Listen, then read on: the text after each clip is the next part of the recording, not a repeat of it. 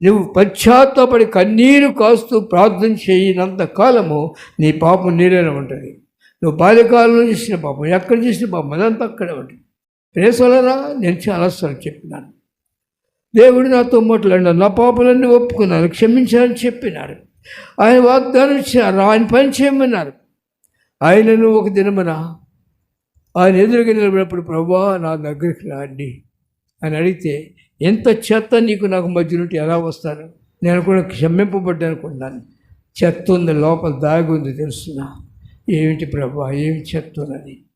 నీ తల్లిని దుఃఖపరిచింది, నా తల్లి ఏడుస్తూ కనపడుతుంది. తల్లిదండ్రులను సన్మానించాలి. తల్లిదండ్రులను దుఃఖపరిచిన విషయంలో వెళ్ళి వాళ్ళు కాళ్ళు పట్టుకుని ఏడవకపోతే, హృదయ పూర్తిగా నువ్వు ఏడవకపోతే నీ పాపం క్షమింపబడవు. అది నా అనుభవము, నాకు తెలుసు. నా ప్రభు అప్పుడే నన్ను క్షమించాను. మొదట క్షమించాను కానీ అది సరైన